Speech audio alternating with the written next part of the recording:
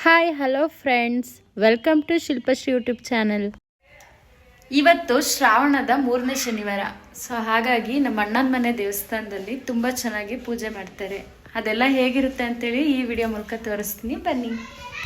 ದೇವರಿಗೆ ಸ್ಪೆಷಲಾಗಿ ಅಲಂಕಾರ ಮಾಡೋಕ್ಕೋಸ್ಕರ ಹಾರಗಳನ್ನು ಬೆಂಗಳೂರಿಂದ ತರಿಸಿದ್ರು.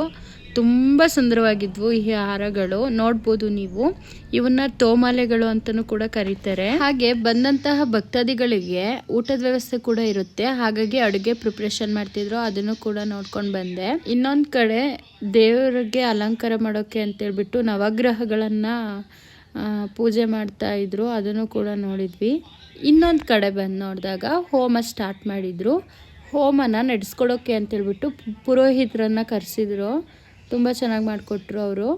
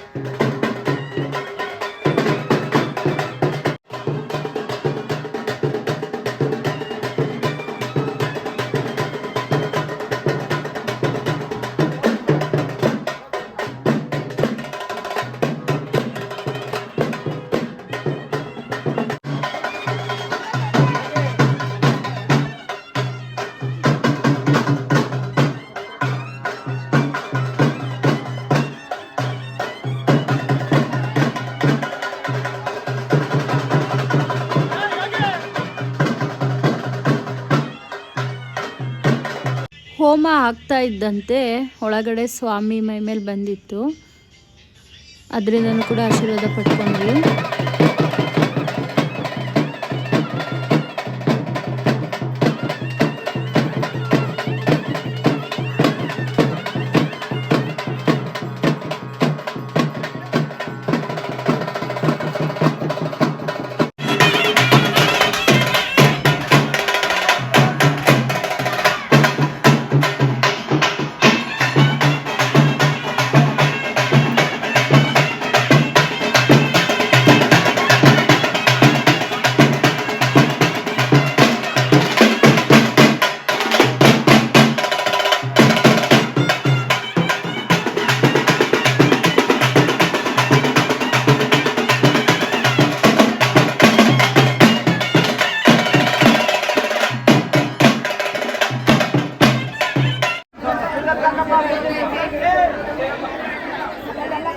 ಶ್ರೀ ಶನೇಶ್ವರ ಸ್ವಾಮಿಯವರಿಗೆ ಚಿನ್ನ ಮತ್ತು ಬೆಳ್ಳಿಯಲ್ಲಿ ಅಲಂಕಾರ ಮಾಡಲಾಗಿತ್ತು. ನೋಡೋಕೆ ತುಂಬ ಸುಂದರವಾಗಿ ಕಾಣಿಸ್ತಿತ್ತು ಸ್ವಾಮಿ.